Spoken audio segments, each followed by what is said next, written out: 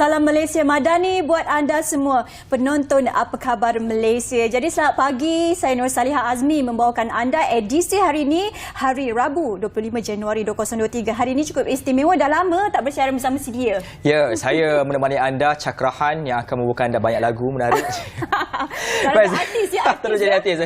Ya, Zadina Salim, pagi ini kita akan bercakap tentang banyak perkara. Rindu juga kepada Salihah yang sama-sama bercuti lama. Jajak rindu ke? Rindulah. Okey. Sebab tu kita baju hari pun match sebab rindu punya pasal tu kan.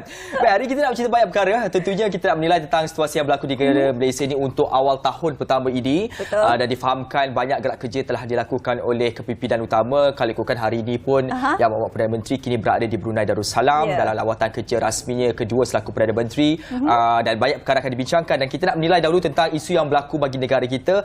Bercakap soal negara ini pasti tidak lari apabila antara amanat yang telah pun dibawa oleh Yang Amat Berhormat Perdana Menteri ketika awal dahulu memegang mandat selaku Perdana Menteri adalah mahu meningkatkan lagi pelaburan masuk ke dalam negara. Dan untuk itu delegasi diketuai oleh Tengku Zafrul ke Itali hari ini telah pun akan menarik potensi FDI dengan nilai sebanyak 3.25 bilion ringgit yang mana akan diteraju oleh MIDA bersama dengan beberapa agensi-agensi lain lagi bagi memastikan supaya nilai pelaburan akan meningkat. Jika soal tindakan dilakukan oleh Tengku Zafrul yang merupakan seorang menteri di Kementerian Perdagangan Antarabangsa dan Industri, baru-baru ini juga baru berlangsungnya berkaitan tentang persidangan ekonomi dunia di Davos, Switzerland, dan kali ini beliau ke Itali pula untuk mencari peluang-peluang baru untuk dibawa masuk ke negara kita. Ya, dan kita harapkan supaya lebih ramai pelabur asing kita boleh bawa ke Malaysia bagi memberikan ekonomi kita yang lebih mampan kepada rakyat kita dan juga kepentingan kepada negara kita Malaysia. Dan selalu disebutkan tentang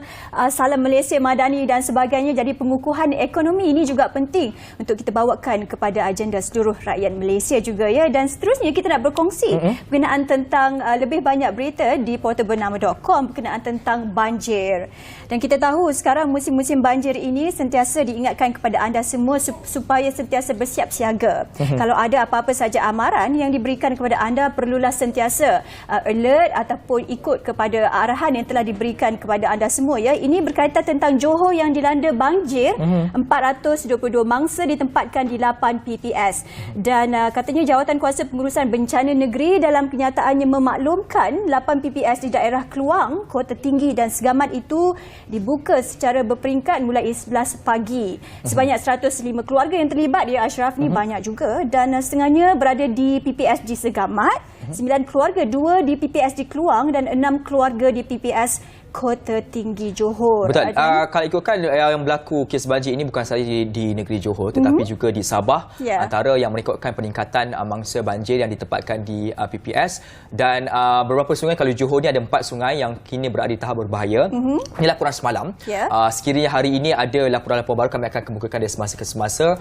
Tetapi paling penting, jangan dan cuba elakkan di kawasan-kawasan yang banjir ini. Kalau boleh elakkan daripada bermain, anak-anak tu dibiarkan bermain di kawasan banjir sebab risikonya sangat-sangat tinggi dan kita tidak mahu ada perkara-perkara yang tidak diingini berlaku. Baik, dalam masa sama juga bercakap tadi kita bersebut soal apakah pelan pembangunan untuk memastikan supaya pelaburan bagi negara kita akan terus meningkat, dan antara yang menjadi sumbangan utama adalah tentang industri halal yang melibatkan antara negara Malaysia dan juga negara Brunei, yang mana dijangkakan akan menjadikan salah satu topik untuk diperbincangkan antara kedua-dua negara dalam lawatan rasmi Yang Amat Berhormat Perdana Menteri hari ini yang dilangsungkan selama lebih kurang dalam 2 hari, dan ia telah pun dikemukakan sendiri oleh Menteri Luar Datuk Seri Dr. Zamri Abdul Kadir.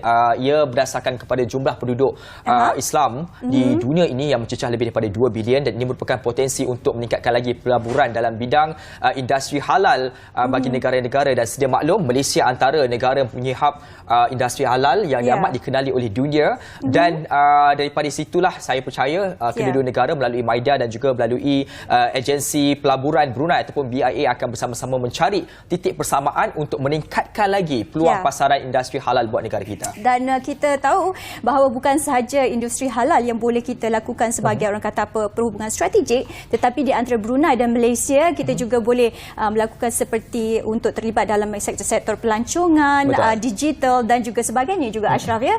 Dan seterusnya untuk kita berkongsi bersama dengan anda, ini sesuatu yang saya kira cukup menarik berkenaan tentang seorang lelaki yang cuba untuk mencerobohi rumah, sebenarnya nak mencuri tetapi terlalu mabuk sampai tertidur Ashraf. Ini tak profesional ni kan, jadi pencuri tak profesional. Tapi bagusnya sebab akhirnya niat itu tidak berjaya dilakukan kerana niat yang jahat ini biasanya memanglah tidak akan tidak diberkati, tak sampai tu. Dan akhirnya beliau telah pun ditangkap kerana tadi sebut tak sempat, mabuk dan akhirnya tuan rumah pun perasan pagi-pagi nak bangun tidur tu tiba-tiba ada orang kat rumah ni pula, siapa pula ni kan. Dan dipercayai beliau nak merompak kerana di dalam beg tersebut dan di sisi perompak ini atau pencuri ini ada pisau ditemukan, dan itu antara tanda-tanda menunjukkan bahawasanya memang ada unsur-unsur mahu memecah masuk dan juga mencuri berlaku.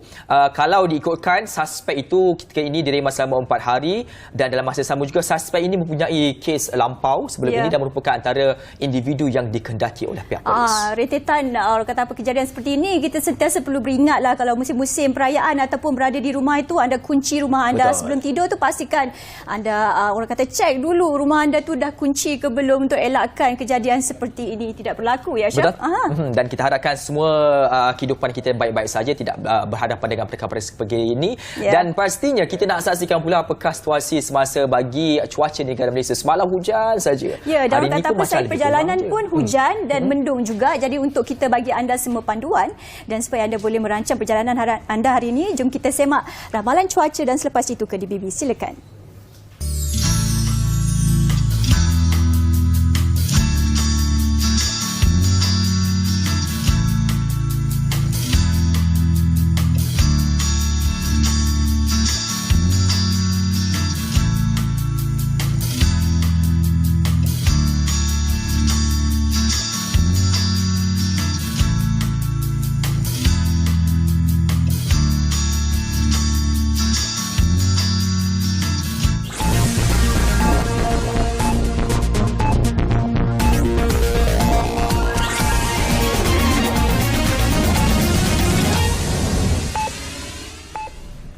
Salam Malaysia Madani bersiaran secara langsung bersama saya Nur Liana Zulkifli, dan kita mulakan dengan perkembangan banjir di selatan negara.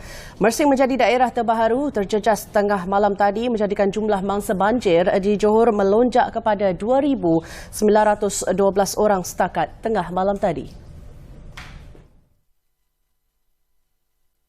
Jawatan Kuasa Pengurusan Bencana Negeri JPBN dalam kenyataan memaklumkan sebanyak 14 pusat pemindahan sementara atau PPS baharu dibuka, menjadikan jumlah keseluruhan PPS ialah 30 di daerah Kota Tinggi, Kluang, Mersing dan Segamat. Segamat terus menjadi daerah paling teruk terjejas banjir dengan 1,392 orang daripada 393 keluarga ditempatkan di 13 PPS. Keluang dengan 785 orang daripada 223 keluarga ditempatkan di 9 PPS. Di Kota Tinggi, JPBN memaklumkan seramai 471 orang daripada 120 keluarga ditempatkan di 6 PPS. Manakala di daerah Mersing, terdapat 2 PPS yang menempatkan 264 penduduk daripada 97 keluarga. 3 laluan di Kota Tinggi, Jalan Senai, Gemas dan Jalan Jabi, Bukit Tempurung, kedua-duanya di Segamat ditutup kepada semua kenderaan. Kementerian Komunikasi Digital KKD dijangka mengumumkan pelaksanaan rangkaian 5G oleh Digital Nasional Berhad DNB dengan beberapa penambahbaikan menjelang atau sebelum Mac ini. Menteri KKD Fahmi Fazil berkata DNB sedang meneliti dan menilai pilihan yang ada bagi memastikan pelaksanaan itu bukan hanya mencapai sasaran 80%, malah diperluas kepada kawasan berpenduduk di seluruh negara. Beliau berkata pelaksanaan itu adalah bagi membantu pengurusan perusahaan syarikat dan kilang berkomunikasi dengan pantas sekaligus meningkatkan produktiviti mereka selain perkhidmatan kepada rakyat secara umumnya. Kita nak rancakkan ekonomi digital, kita nak pastikan mereka yang paling boleh memanfaatkan, yang boleh menerima manfaat 5G ni, syarikat-syarikat ya, sebagai contoh ya, ataupun kilang-kilang untuk membantu mereka meningkatkan produktiviti. Ya, bagi saya itu sangat penting. Dan bagi rakyat biasa pun untuk mula menggunakannya. Jadi kita kena seimbangkan antara keperluan-keperluan ini. Kita nak pastikan tak ada kesan yang negatif kepada kewangan negara, dan harapan saya, bacaan saya, kita harap menjelang 2025 kita akan dapat capai sekurang-kurangnya 80% ya, apa yang disebut sebagai coverage of populated areas ataupun COPA. Rangkaian 5G memberi manfaat terutama kepada perusahaan kilang-kilang besar serta pelantar minyak untuk berkomunikasi dengan pantas dan menghantar data yang banyak, machine learning dan melakukan internet benda atau IoT serta revolusi industri 4.0. Dalam pada itu, mengulas isu keselamatan data peribadi dan jenayah penipuan dalam talian, Fahmi berkata KKD berhasrat menjadikan Jabatan Perlindungan Data Peribadi sebagai jabatan berkanun untuk melaksanakan fungsinya dengan lebih baik. Beliau berkata agensi di bawah KKD itu akan menjadi antara jabatan penting dan perlu diperkukuh supaya tidak dapat bertindak dengan lebih efektif dalam isu kebocoran data peribadi rakyat. Saya bagi contoh, bila saya tulis cek sebagai seorang ahli parlimen, bank akan call saya, YB, betul ke YB keluarkan? Maksudnya, proses tu sepatutnya automatik. Samalah juga sekiranya berlaku satu masalah ya, dari segi keselamatan data, kerajaan wajib diberitahu. Jadi ini antara perkara-perkara yang kami akan teliti. Beliau berkata undang-undang sedia ada perlu ditambah baik, manakala kerangka atau dasar berkaitan perlu diteliti kerana terdapat sekurang-kurangnya 4 kementerian bertanggungjawab dalam isu itu. KKD juga berhasrat menaik taraf Agensi Cyber Security Malaysia sebagai Suruhanjaya Keselamatan Cyber Malaysia kerana CSM memiliki kepakaran dalam bidang itu, malah mutu perkhidmatannya antara yang terbaik di rantau Asia Pasifik seperti digital forensik. Sekian dari Blade Berita. Salam hormat, salam Malaysia Madani.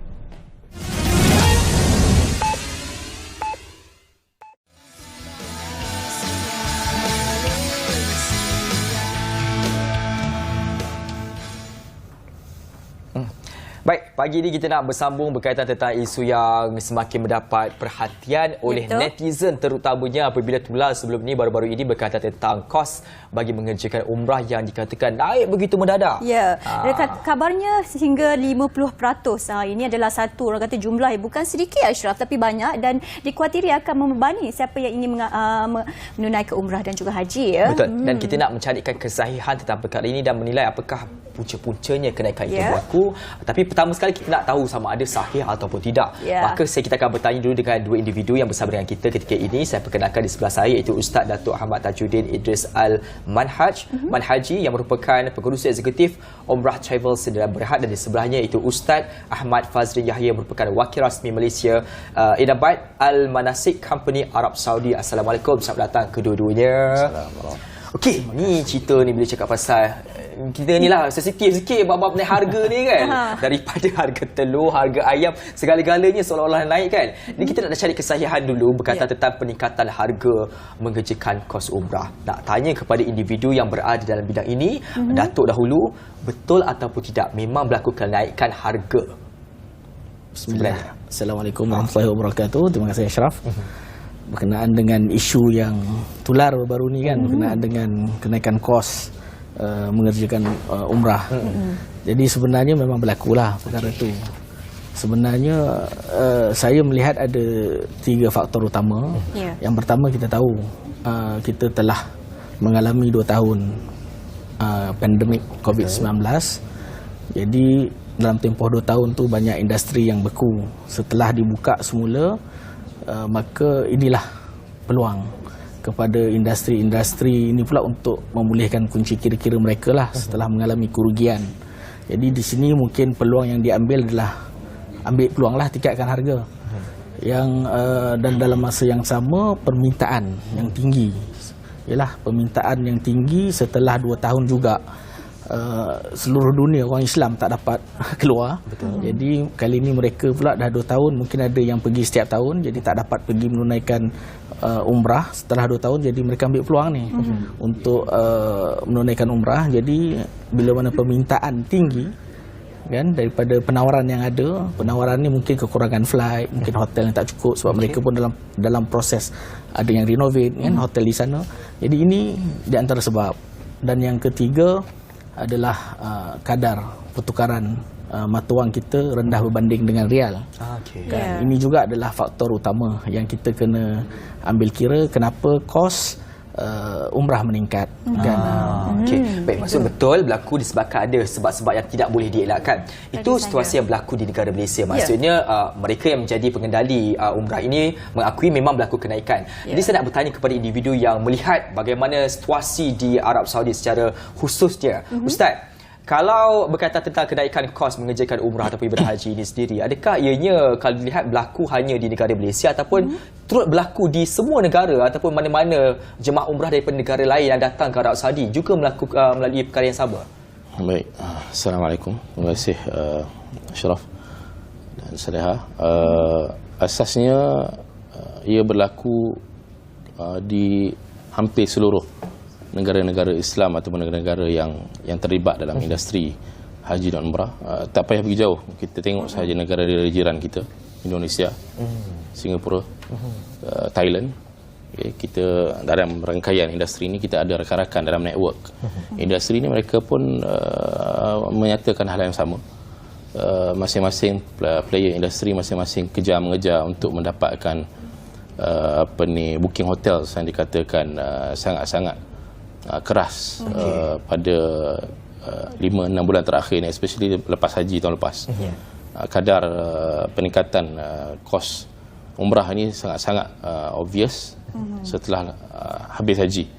Kerana kita tahu haji tahun lepas Arab Saudi masih lagi tak umumkan full capacity. Betul. Lebih kurang dalam 1 juta lebih kurang saja. Full capacity dalam 2 hingga 3 juta. So kita panggil travel revenge, macam Datuk sebut tadi, 2 tahun lebih satu dunia mengalami sekatan untuk bermusafir luar negara mereka. Dan of course Mekah dan Madinah merupakan titik datangnya para musafir, travelers paling tinggi kadarnya di dunia. Kita boleh tengok fakta dalam laporan-laporan 9 ke 10 juta sebelum pandemik adalah biasa umrah setiap tahun. So ia adalah satu krisis satu dunia, bukan sahaja melanda player-player industri Malaysia sahaja. Ya, itu seperti kata Ustaz Mak Fazri, dia bukan sahaja berlaku di Malaysia tapi juga Indonesia. Jadi tetapi berbalik kepada apa yang boleh mungkin kita laksanakan kepada tajikan kepada Datuk, mungkin apa yang usaha ataupun pelaksanaan yang boleh dilakukan oleh kerajaan Malaysia kita sendiri, dalam mana kita tahu bahawa haji dan umrah ini adalah satu ibadah. Jadi bila melibatkan harga yang dibebani ini, pastinya mungkin memberi masalah kepada yang ingin melaksanakan haji dan umrah. Jadi pendapat Datuk bagaimana tentang ini? Baik, dari sudut mungkin apa yang Saleha cakap tadi, kerajaan, mungkin dari sudut kerajaan, dari Kementerian Pelancongan, mungkin boleh berperanan lah dalam hal ini. Mungkin boleh berjumpa lah dengan persatuan-persatuan ejen pelancongan yang ada lebih kurang ada 7 kot saya rasa, untuk berbincang dengan mereka ini untuk melihat sejauh mana kadar peningkatan dan apa yang boleh pihak kerajaan melalui Kementerian Pelancongan bantu, dan supaya hal kenaikan harga ini jemaah ataupun rakyat Malaysia tidak menyalahkan sepenuhnya lah kepada pihak travel. Kan adakah sengaja untuk menaikkan harga ataupun mengambil kesempatan, tetapi hakikat ini dia kita tahu bahawasanya industri umrah adalah ibadah yang dia perlu perjuangan, pengorbanan harta. Dia bukan semudah buka iPad, ambil semayang dan kita solat, kan. Dia mungkin boleh dibuat di mana-mana, tetapi umrah dia ada perkara yang kita perlu menuju kepada satu tempat.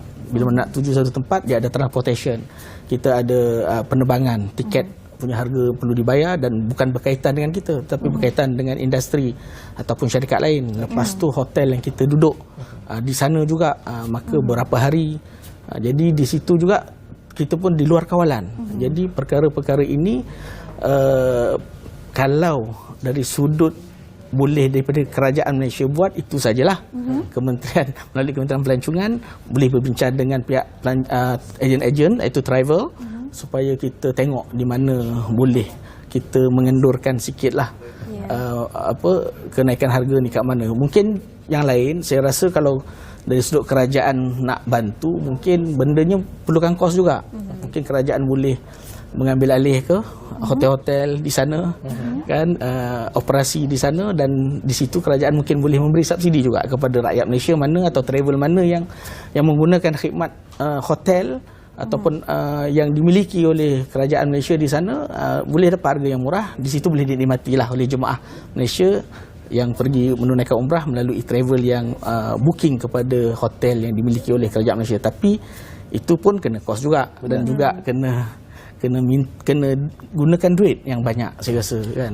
Baik, kita memahami memang berlaku peningkatan tersebut dan ada beberapa faktor yang seperti disebutkan tadi tidak boleh untuk dielakkan. Cuma kita nak bercakap tentang harga yang munasabah kerana kita tidak mahu ada pihak travel agency yang mengambil kesempatan disebabkan kenaikan kos-kos yang lain ini hingga akhirnya ianya sebagai satu angka yang tidak munasabah.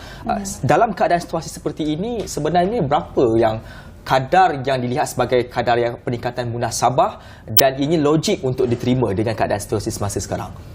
Okey, dia kalau kita melihat kepada industri umrah, perkara yang penting adalah ada 3-4 perkara yang penting dalam kos utama, iaitu pertama flight, penerbangan lah, kedua hotel, kan, dan hotel ini pula dia bergantung kepada kita punya pemilihan.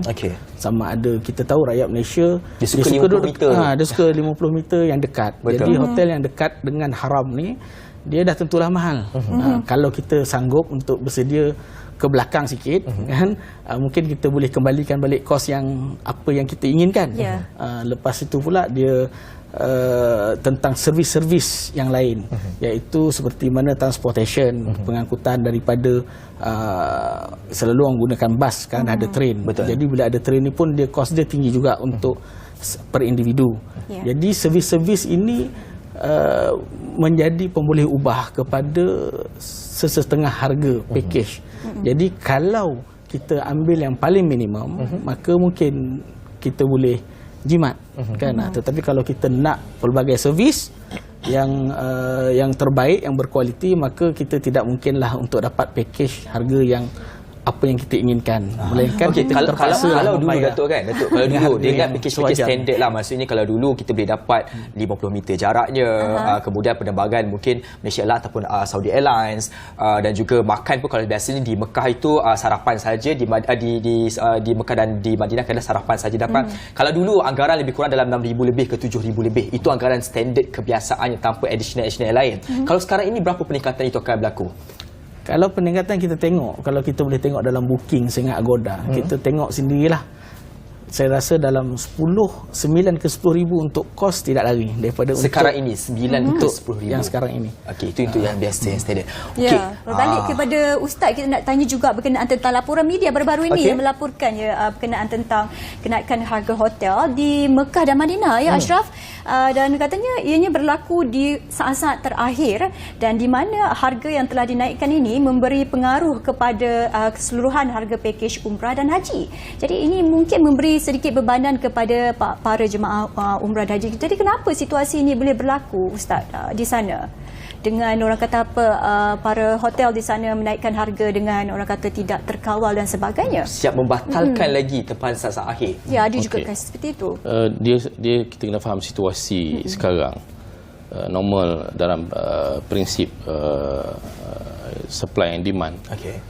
Bila dah ada travel revenge ini, so satu dunia memang menumpukan sepenuh perhatian untuk pergi travel.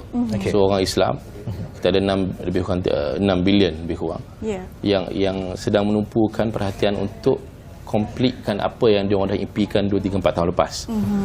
So kita kena faham situasi operators hotel di Arab Saudi. Operators hotel Saudi, especially yang 50 ke 100 meter daripada Masjidil Haram tu. Demand yang mereka dapat bukan daripada Malaysia sahaja, bukan daripada Southeast Asian sahaja, daripada Europe, daripada US, daripada African punya benua.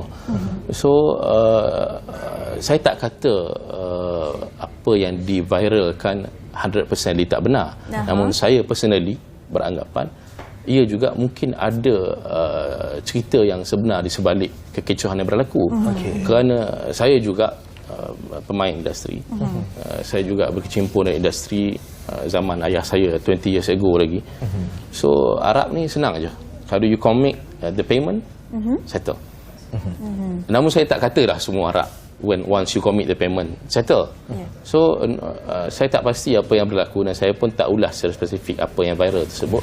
Namun untuk menghukum secara generalization kepada semua operator hotels simply membatalkan last minute, bagi saya it is not fair. Kerana boleh check report Google sahaja, especially siapa boleh Google in English or Arabic, boleh Google this recent years berapa banyak operator lokal, operator Saudi, travel agency yang entertain jemaah haji dan umrah yang go against the policy by dia punya Kementerian Haji dan Umrah. Mereka punya denda bukan sikit, 500k to 1 million Saudi Riyal, and some of them sampai kepada extent kena gantung dia punya lesen. Haji dan umrah adalah merupakan at the top of the carta sebagai business revenue rakyat Saudi selain daripada minyak, sama ada oil. So kena gantung 5-6 tahun, kena denda sampai 1 juta, bahkan ada up to extent imprisonment. Itu bukan satu choice yang baik. Dan saya boleh sampaikan, kalau benar seperti yang dikhabarkan, diviralkan, saya cadangkan operator yang terlibat, travel agency kita yang terkena last minute punya settlement, boleh laporkan kepada Kementerian Haji. Boleh laporkan secara kalau rasa mungkin tak boleh reach out, boleh laporkan kepada melalui pejabat kedutaan Arab Saudi di Kuala Lumpur. That is the best channel. So it's not fair bila kita buat satu tanggapan yang general, sedangkan ramai lagi player-player lain tidak menghadapi masalah yang disebutkan. Itu pandangan saya lah. Cuma mungkin tidak diviralkan, maka tidak nampaklah yang kemanisan situasi itu, nampak yang buruk itu saja. Saya nak bercakap tentang bagaimana pula deal yang berlaku, sebab kerana kita ada individu pemain industri yang banyak berurusan dengan mereka yang berada, pemilik-pemilik hotel di Arab Saudi yang menawarkan berkaitan tentang di Mekah dan juga di Madinah ini. Bila kita nak tanyalah bagaimana bila kita ada deal dengan mereka untuk mendapatkan menempah suatu hotel dan sebagainya, bagaimana deal itu dibuat? Adakah mereka ini memang selazimnya akan mengikut sebagaimana terma-terma awal yang telah dipersetujui oleh pihak agensi dengan hotel ini, ataupun kadang-kadang memang mereka ni PL-PL-nya berbeza-beza? Dengar tu kan? Dia sebenarnya saya ingat sama je. Nak berurusan dengan hotel ke ataupun ejen yang memiliki hotel tersebut pun dia semua kena bertulis. Okey, kadang-kadang isu ni, benda ni cakap mulut aja. Bila mana berjanji cakap mulut, lepas tu tak deliver, kan? Jadi macam mana sebelah pihak lagi untuk berpegang dengan janji mulut saja, saya nak bayar, kan? Tapi daripada bulan ke bulan tak bayar lagi. Berbanding dengan ada hitam putih. Kalau contohnya pihak hotel, kita anggaplah masalah ni di pihak hotel, ada hitam putih, contohnya dia mengeluarkan quotation. Jadi quotation tu perlu disegerakan dalam tempoh 30 hari.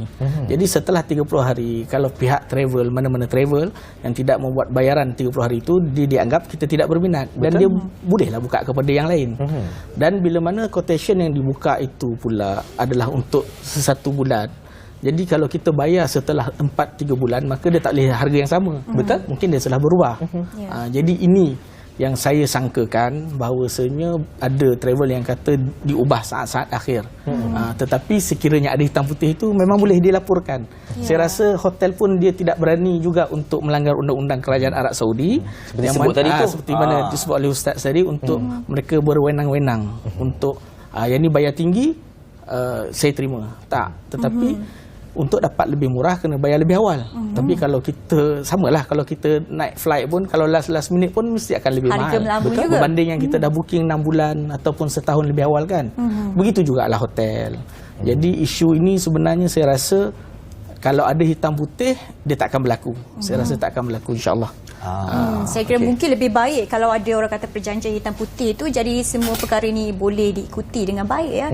Ini nak berbalik kepada Ustaz Ahmad Fazril berkenaan tentang Duyuf Ar-Rahman, satu di mana bagaimana kita ingin mengetahui apakah usaha-usaha yang mungkin dilakukan oleh kerajaan Arab Saudi dalam usaha penambahbaikan berkenaan tentang ini. Baik, dalam tempoh 10 tahun terakhir ini banyak sangatlah kalau saya nak sebutkan. Antaranya yang paling obvious sekali, the expansion of Masjidil Haram itu sendiri.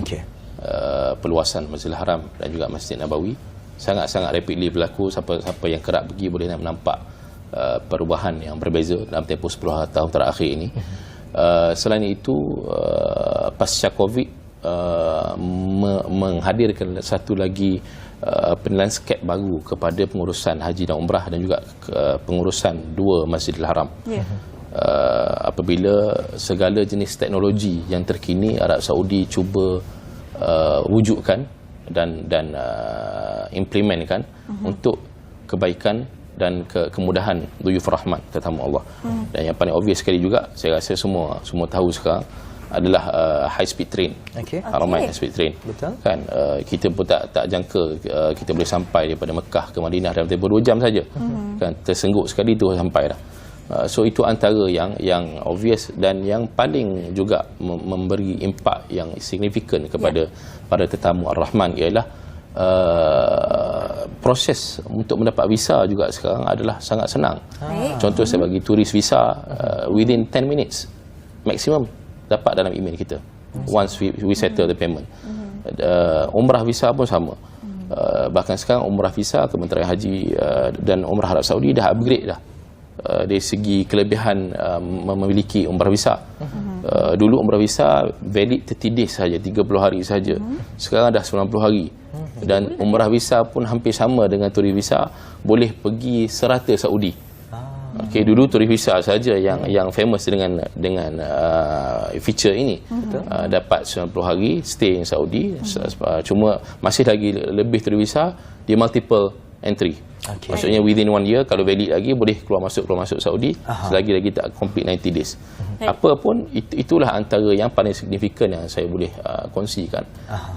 Usaha-usaha yang kerajaan Arab Saudi cuba lakukan untuk penambahbaikan khidmat kepada para jemaah haji dan umrah. Alhamdulillah, moga satu masa nanti Salihah pun juga sampai di sana. InsyaAllah, kita doakan. Dan terima kasih banyak-banyak atas memberikan penerangan dan menjelaskan situasi yang berlaku, khususnya bagi mereka yang ketika ini tertanya-tanya kan, risau nak pergi ni, tapi naik harga pula. Tapi ada sebab dia bukan suka-suka je tau. Okay? Baik, terima kasih banyak-banyak diucapkan kepada dua individu ini, iaitu Ustaz Datuk Ahmad Tajuddin Idris Al-Manhaji dan juga Ustaz Ahmad Fazlun Yahya. Diharapkan agar industri ini akan terus berkembang dengan baik dan masa sama juga muka-muka lah satu hari nanti kan, benda ni tak lama. So nanti harga tu dapat turun balik ikut seperti yang kita harapkan. Dan kita doakan juga agar semua dapat berjaya pergi ke sana, insya-Allah. InsyaAllah. Dan selepas ini kita nak berehat sebentar dan kita akan bawakan anda juga topik yang cukup menarik selepas ini. Jadi jangan ke mana-mana. Kembali selepas ini.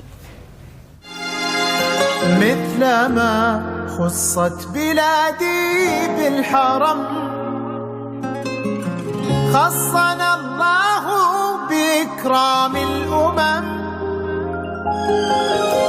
لا صغير لا كبير بيننا كلنا في موسم الحج خدم أرضنا مهوى قلوب المسلمين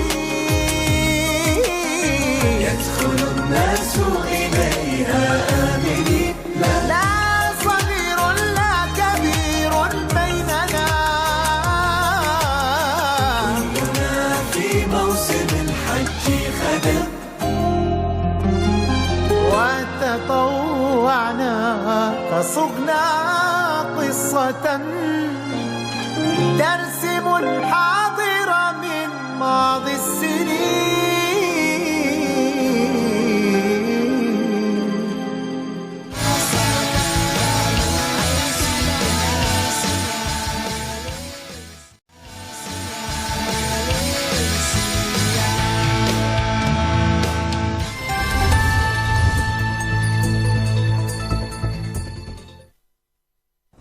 Ya, Assalamualaikum dan selamat sejahtera. Projek pembinaan laluan jambatan Bagan Datuk Sejagup yang menghubungkan Pekan Bagan Datuk ke Kampung Sejagup di daerah Perak Tengah yang tertangguh sebelum ini dijangka siap menjelang Hari Raya Aidilfitri tidak lama lagi. Timbalan Perdana Menteri Datuk Seri Dr. Ahmad Zahid Hamidi berkata pengguna jalan raya boleh menggunakan laluan sepanjang 10.5 km dan jambatan 1.5 km yang merupakan projek ikonik di Perak itu pada 20 April.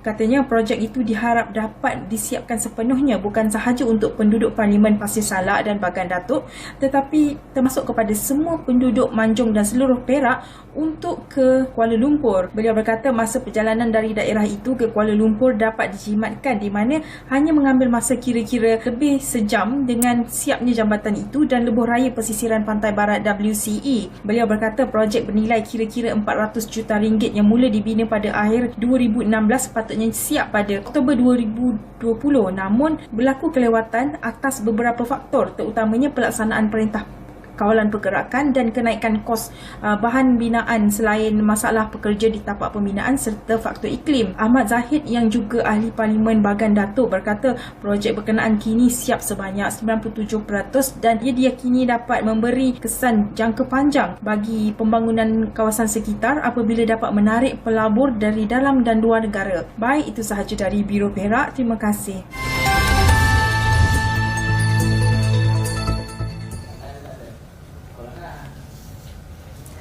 Ya, baiklah, terus setia bersama kami di Apa Khabar Malaysia dan sekarang seterusnya kita nak bawakan kepada anda mengenai pelancongan. Ashraf? Dengan pelancong kita memang sukalah sebab itu antara aktiviti kita, pantang ada cuti, jalan. Aktiviti kita dan kita. Kita dan kita. Okey, jalan. Dan hari ini untuk bercakap tentang dia iaitu berkaitan tentang ke arah negara pelancongan era baru. Bersama dengan saya ketika ini di sebelah saya itu Tuan Rohiza Mak Yusof merupakan pengerusi Nexus Productivity Pelancongan ataupun TPN.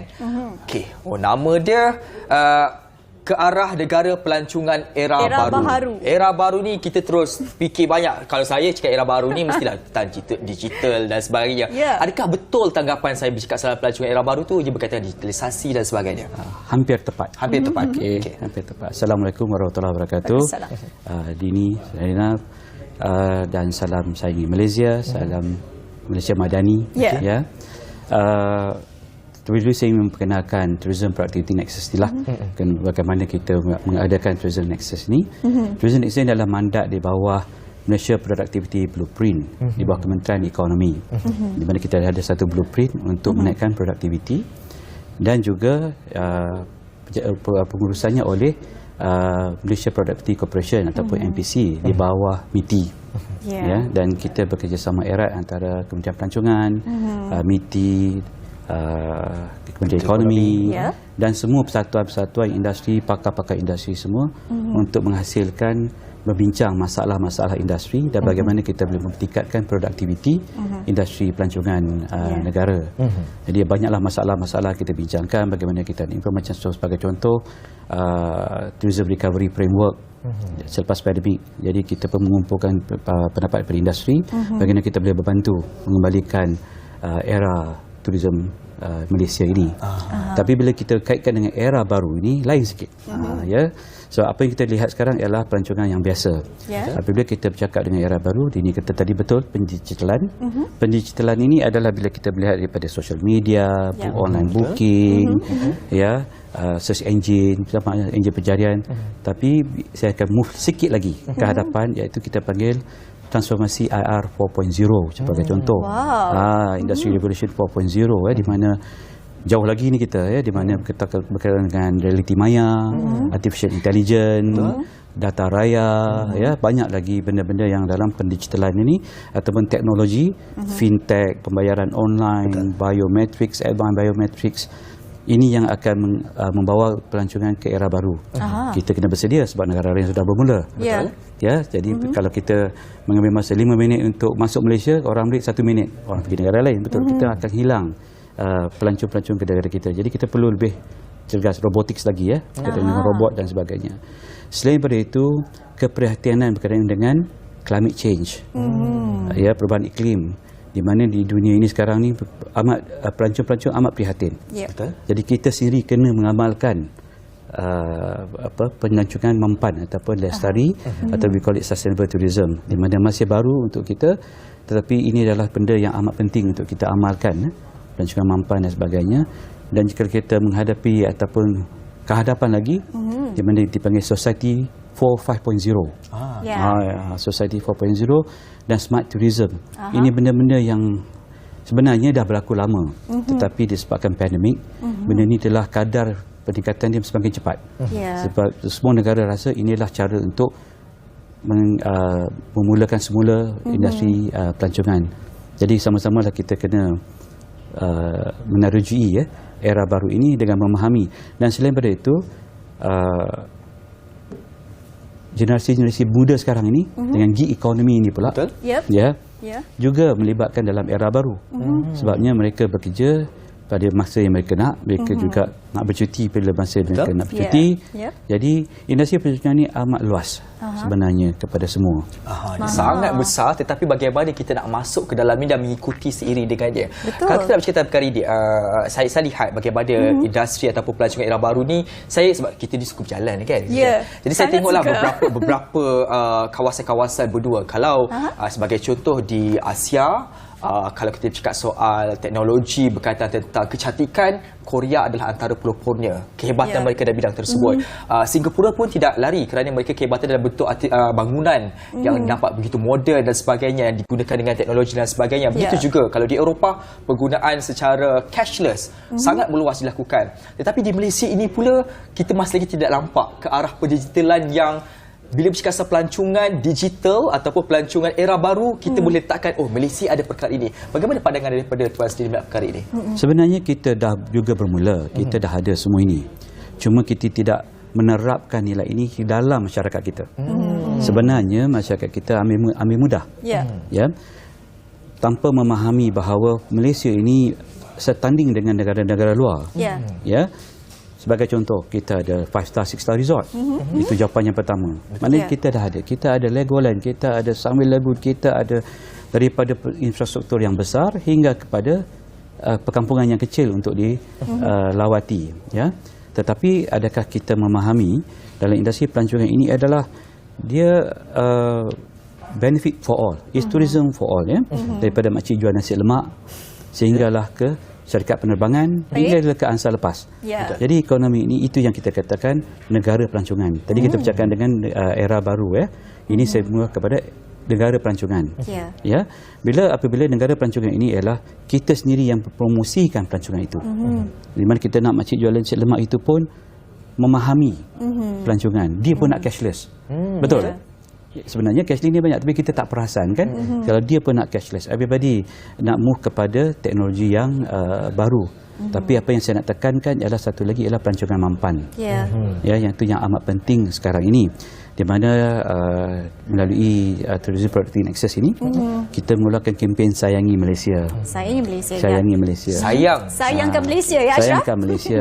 Di mana berteraskan kepada 5 jari kita, di mana kita letak kat sini. Cara kita akan menjemput ataupun kita akan greet people welcome to Malaysia dan juga kawan-kawan kita. Sebab pandemik ni kita dah tak kurangkan salam kan.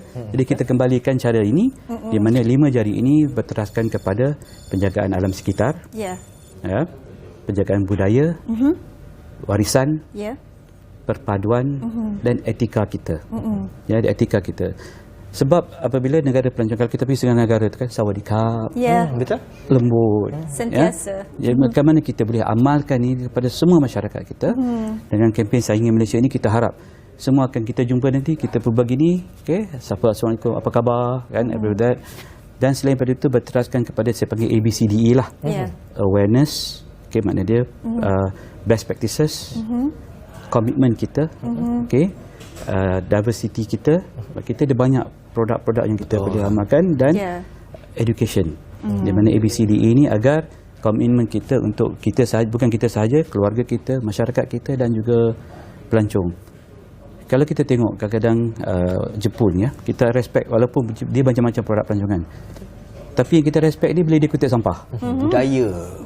Budaya dia, attitude dia. Jadi sebenarnya kalau kita nak mengarah ke negara pelancongan, bermula daripada kita sendiri.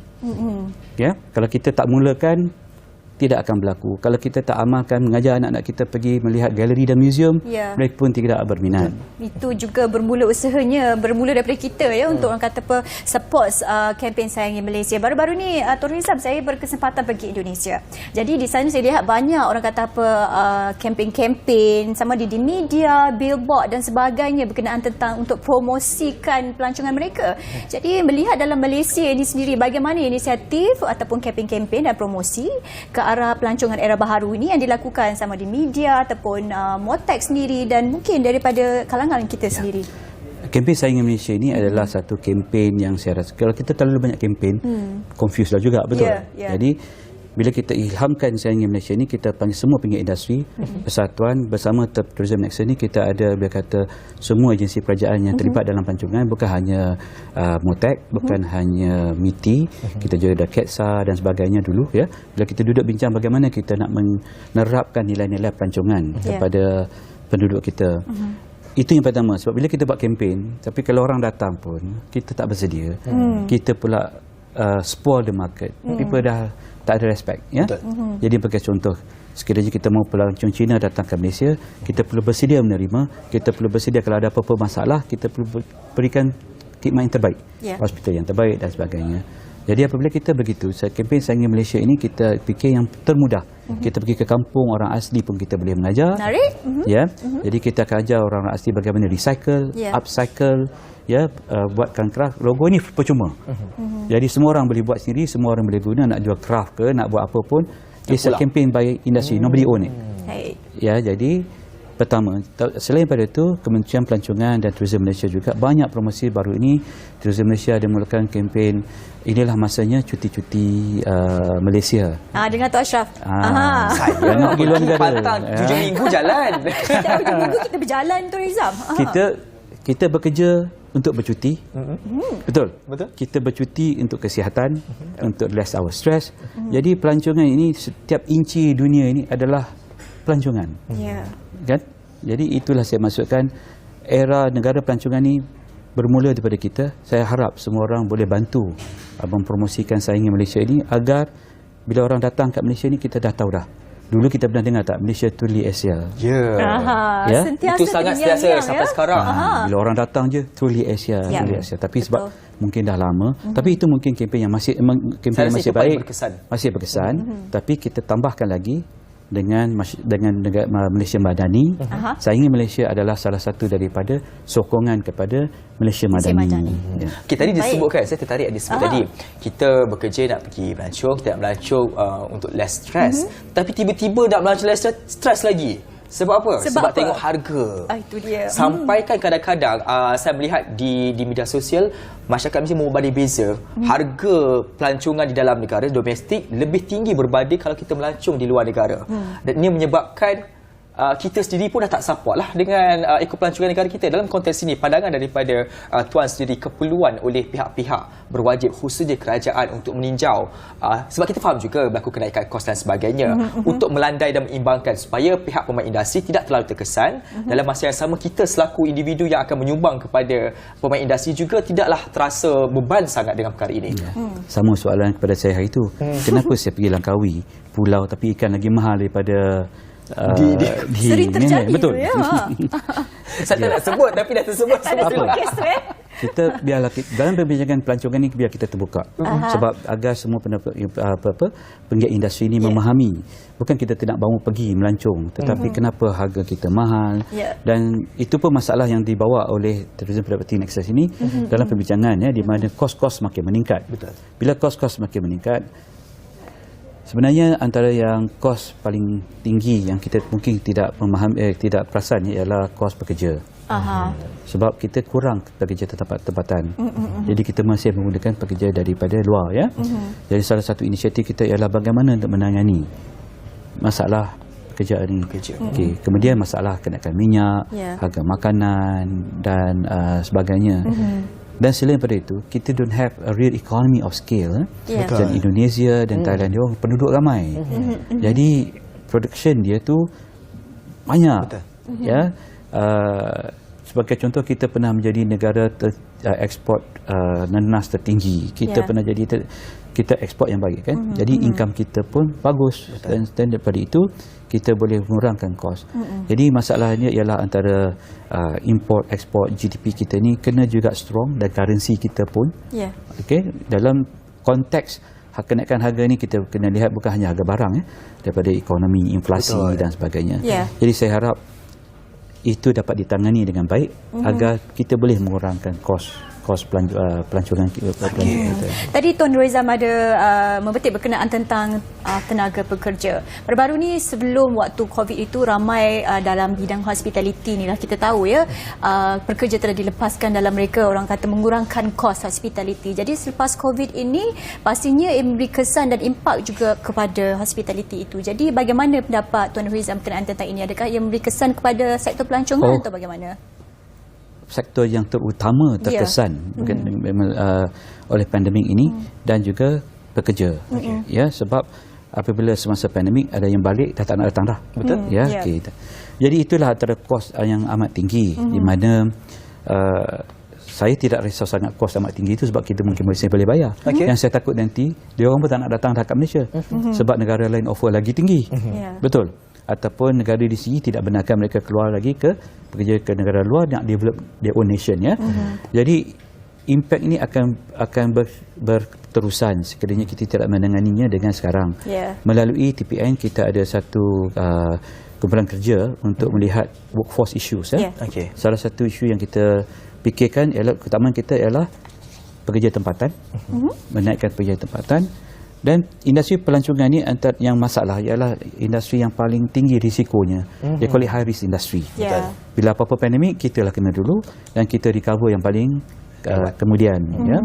Jadi kalau orang dah keluar dari industri itu nak masuk balik pun berat hati. Betul. Dan jadi sangat besar sebenarnya. Ya, jadi kita kena mulakan semula menarik minat pekerja-pekerja muda. Lagi satu cabaran ialah gig ekonomi juga. Apabila sekiranya saya bawa Grab dan e-hailing dan sebagainya, income saya lebih tinggi daripada kerja dengan industri pelancongan. Industri pelancongan ingat, restoran pun industri pelancongan, shopping, hotel dan sebagainya. Jadi itu pun perlu ditangani dengan baik sebabnya sekiranya ramai rasanya pergi jadi gig ekonomi lagi bagus ataupun pergi ke e-hailing lagi bagus, maka tak adalah orang nak kerja dalam industri pelancongan.